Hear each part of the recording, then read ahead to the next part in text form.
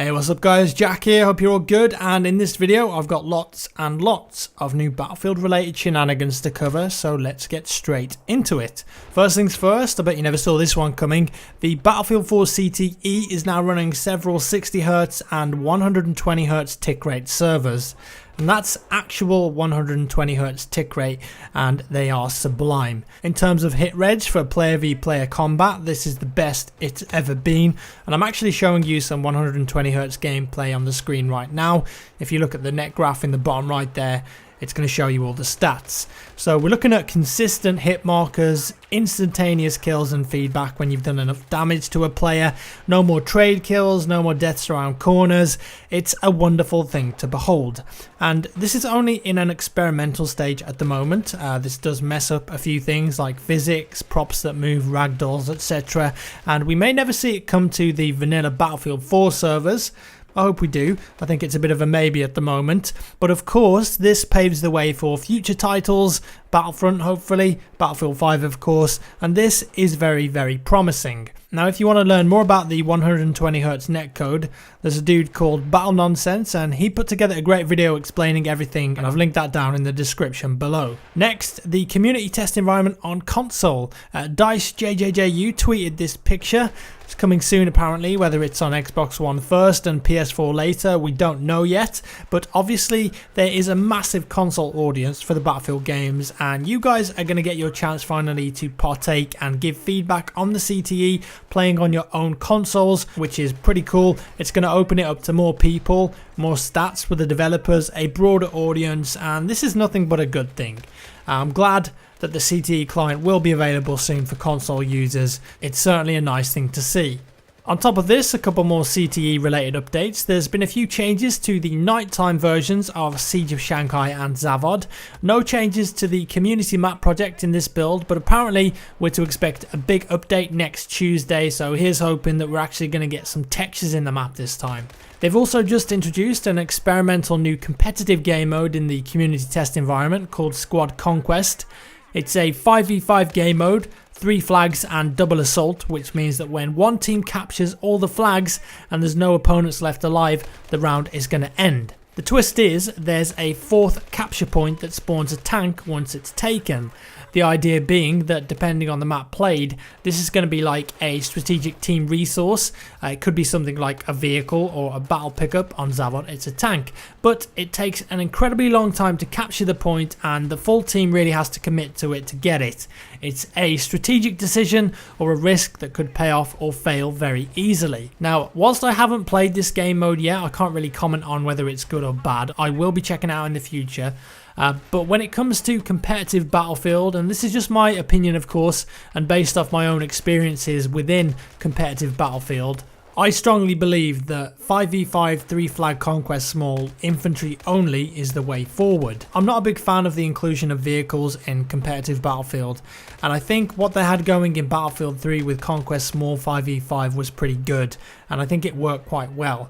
Domination on the other hand for Battlefield 4, I don't like it. I think it's too random, and you can't really control the map effectively because of the spawn system. Hypothetically speaking, if it was me pulling the strings at DICE, and EA executives or the higher up guys at DICE wanted to really push for and maybe create a highly competitive mode for Battlefield that could be a popular legitimate esports title, this is what I would do. First off, I'd dedicate time and money to creating a proper 5v5 matchmaking system, something where you can party up, you've got a skill ranking and you're matched against other similar skilled players or teams. I've talked about this many times in the past. Get the groundwork done. Because I think so many competitive game modes like Defuse in BF4, like Rescue in Hardline, didn't even stand a chance when the game launched because new players can't get into it because there's no matchmaking. That would be my first priority.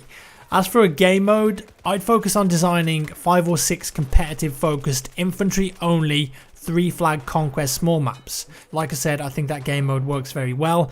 It's easy to follow along as a spectator, and Conquest is fundamental Battlefield already. I personally don't think that you need the vehicles in there to make it stand out. And obviously with stuff like 60Hz and 120Hz servers being introduced and the hit reg being pretty on point now, competitive Battlefield could actually become a reality.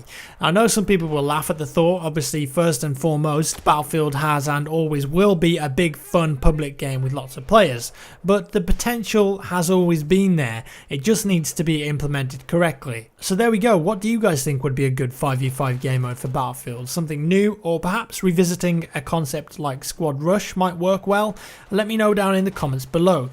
And last few snippets of info for BF4, the spring patch is going to be out very soon apparently, and it's looking like we'll definitely be getting the rumoured classic map pack DLC for the game, and also apparently all future content for Battlefield 4 is going to be released to all of the players completely for free if all goes to plan. Moving on, some Hardline DLC related news now. Zach Mumbach, he's the multiplayer producer on the game. He was recently on the Don't Revive Me Bro podcast and dropped some sweet nuggets about the Criminal Activity DLC that's coming up soon. There's going to be 4 new maps in total. 2 of them are proper nighttime maps. Maybe we'll get to see some proper SWAT style nighttime maps. Night vision goggles, anyone? Apparently they're all closed off environments too, with a massive emphasis on destruction. There's going to be new vehicles, new masks, new weapons, 5 in total, and at least one of them is an Enforcer specific weapon. Final Hardline news, the CTE version of the game has been officially confirmed now, and it's rumoured to be released before the end of the month. And there we have it. That's most of the noteworthy stuff doing the rounds in the community at the moment. But for now, if you're still watching this video, I'd imagine that you watch a lot of my videos and keep coming back here. So thank you very much for that. But I wanted to ask a little question. I'm really enjoying making YouTube content at the moment.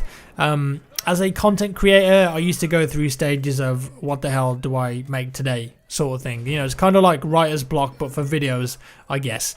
But recently, the last couple of months or so, I'm really enjoying making content again, and I'm having a lot of fun doing so. You know, hopefully that's shown in my videos and you're starting to see a lot more of my personality coming through.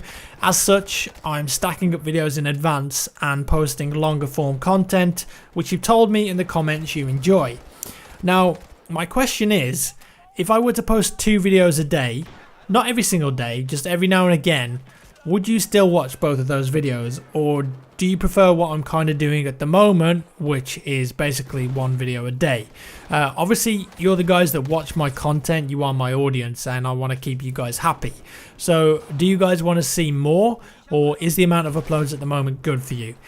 Please let me know on Twitter or on YouTube down in the comments. I've got no problem with it staying the same or changing. I can go either way. I just like to know my subscribers' opinion on the matter because it's something that I've been thinking about.